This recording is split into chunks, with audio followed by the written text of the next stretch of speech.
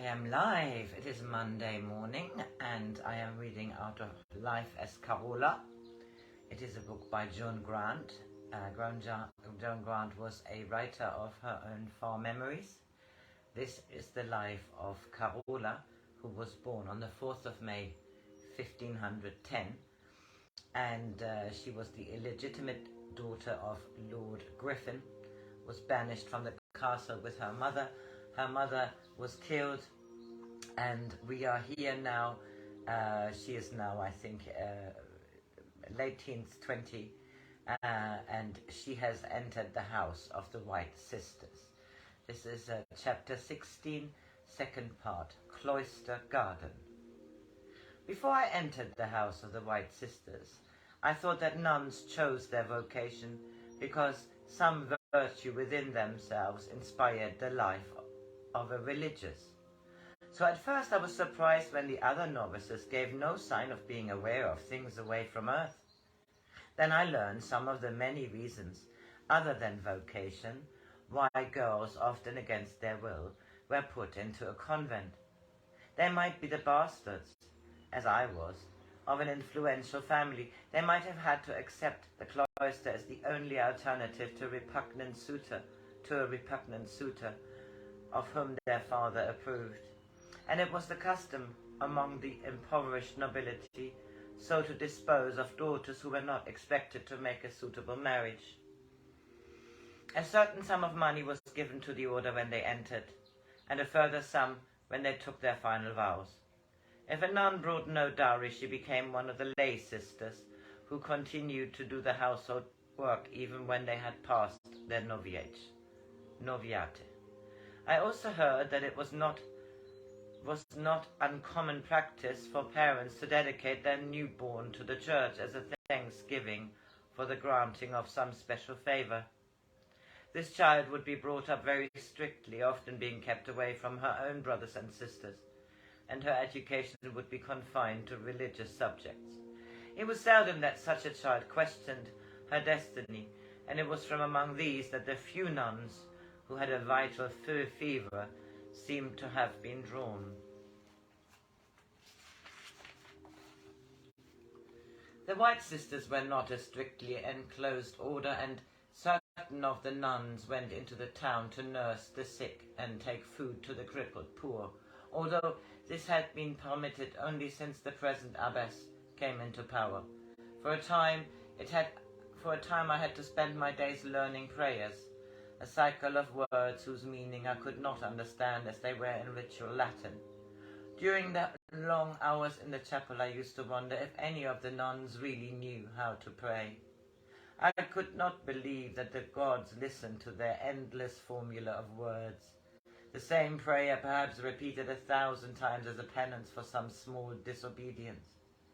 For even if the words had once held some significance, it must long since have been numbered by endless repetition.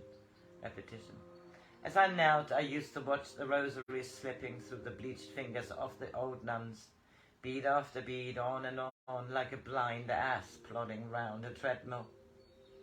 When the abbess sent for me, I was glad, for though I had not spoken to her since the day I entered, I felt she was not a stranger.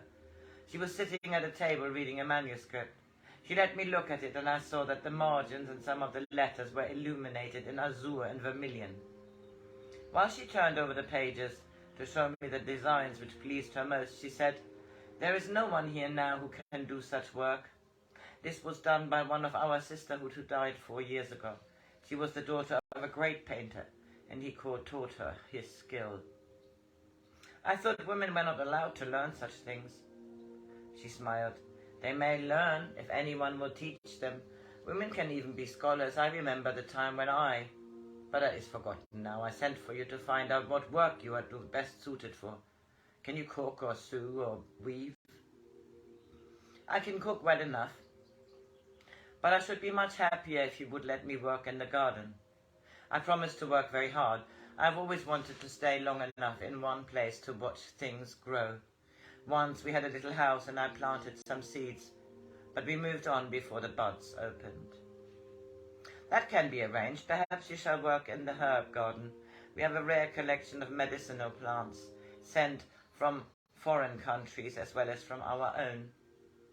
I broke in eagerly. I know something of herbs. I used to gather them for a woman who knew how to cure the scurvy and make crippled children strong. It seems we share another interest, lutes, and now herbs. Tell me, who was your friend? I suddenly realized that the abbess had the authority of the church that had convicted Sophia. I drew back. She was not important, only a village girl who had a little knowledge. Her father was a herbalist, a good man who cured many people. It is 2 years since I saw her. I even forget the name of her village. I have travelled through so many villages. Do you think, my child, that you will find it hard to be shut away in our enclosure? Will you regret your freedom? It must be difficult to get the wanderings out of your blood. You have to wander as much as I have done before you realize the freedom that comes from staying in one place. I think the only real freedom comes from inside oneself, and when one is not preoccupied with journeying or anxious what the next day will bring forth, it is much easier to look into one's own heart.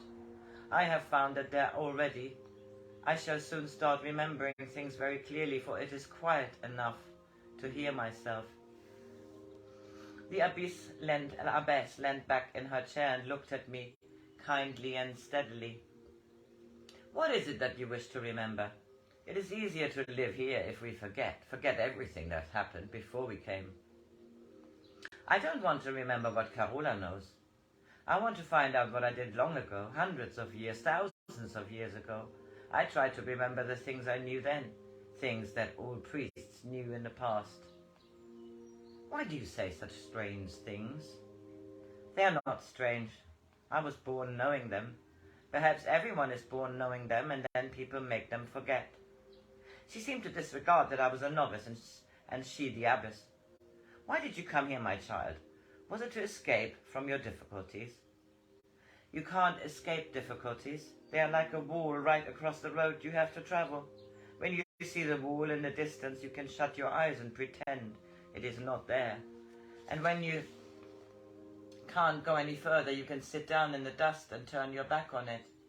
You may sit there for years and years, hundreds of years, waiting for time to make the wall fall down, but time doesn't. It builds course after course of stone to make it higher. She smiled. And does the traveller ever climb the wall? Oh, he has to. He hears the voices of the friends he was travelling with calling to him from the other side of it, and usually he listens and starts climbing. But if he won't climb, even when they call and call to him, there aren't very many like this, but there are some, he will see a pack of wolves coming down the road after him, and fear will spur him to clamber over. You talk in parables, I understand you, but it is better that you do not talk of these things to others. She stood up. Come, my child, your abbess is going to permit herself the indulgence of visiting her flowers, and you shall come with me. The cool arches of the cloister were framed in a delicate tracery of the buds and leaves put forth by flowering vines that twined round the pillars, and the grass paths between the garden plots were sweet with thyme and chamomile. There were many plants I had never seen before, shrubs with white stars shining from glossy leaves, rich purple sprays moving with butterflies, feathery plumes, the blue of cloud shadows. It seemed that spring and autumn were both here, for vigorous spears still thrust up through the earth beside heavy calices of contented seeds. An old nun was kneeling beside the far border, pressing seedlings tenderly into the ground. When she heard the abbess' voice, she got to her feet, slowly and carefully, as though her bones were brittle. Sister Ignatia, this is the new novice. It seems that she shares our love for plants, but I have told her she must work among the pot herbs to see if she has a gardener's hands before I ask you to take her as pupil. How is the little shrub that came from Spain? It sickens for its own country, though I have given it every indulgence. See, here it is in the sunniest corner. There are no leaves showing, but I know it is not dead, for when I hold the stem in my hand, I seem to feel the sap coursing. They moved away along the border, pausing to look at some newly unfolded bud, to discuss an ailing vine as though it were a sick child, to break off a withered leaf. I followed them, rubbing a sprig of verbena which the abbess had given me between my fingers to bring out the sharp lemon scent. With a flurry of wings, a dove flew down from the roof and began to peck at a young shoot. Sister Ignatia clapped her hand at it. "You wicked bird, fly away to the cot. Do I not scatter grain there for you twice a day so as to keep you away from my garden?" She hobbled off to see what mischief the bird had done. The abbess had reached the door that led from the cloister. As she lifted the latch, she looked back at the garden. "Before I became abbess here, there were no flowers here. When I first planted them, some of the nuns thought that the cloister is used for meditation. Beauty would distract the mind from holy things. But I reminded them that God was the first gardener." She sighed. "He must have been so much happier with his world before he peopled it." The door opened into a room I had never seen before. It was full of strong pungent smell that came from a copper cauldron standing on a brazier. A novice was pounding dried bark in a mortar, and another one was straining what looked like curds into a row of little pots. The walls were lined with shelves, and on them, ranged with orderly precision, were pottery jars lettered in Latin. A row of pestles, little sacks of seeds, and bundles of twigs tied up with thread. The abbess called me over to the window. "This is where we grow our most precious plants. Some of them hold death as well as healing, and must be treated with discretion. I saw a garden surrounded by a high wall. The plots were intricately shaped and divided each from the other by miniature hedges, the color of lavender bushes, but of a different leaf.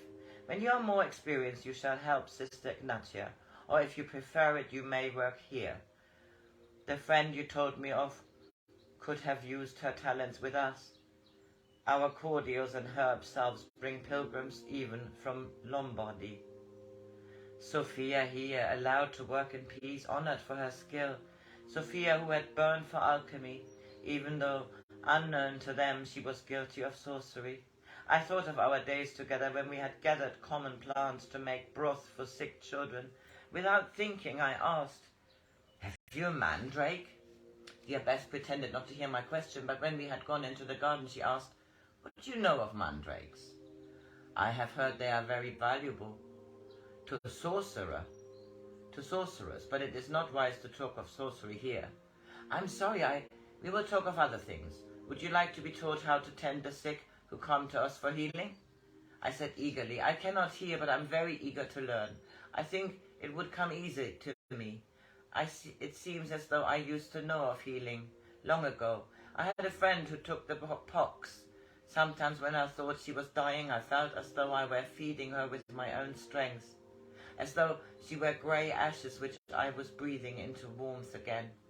The bell began to clang. "My child, you must hurry or you will be late in the refectory. Do not forget, there are some things of which it is only to me that you may speak freely." "But I may talk to you." "I will give orders that you are to come to me once every week. I shall say that I have found it necessary to give you special instruction, for you have much to tell me." This is the end of chapter 16, and the next one is chapter 17, Anthony the Glassmaker.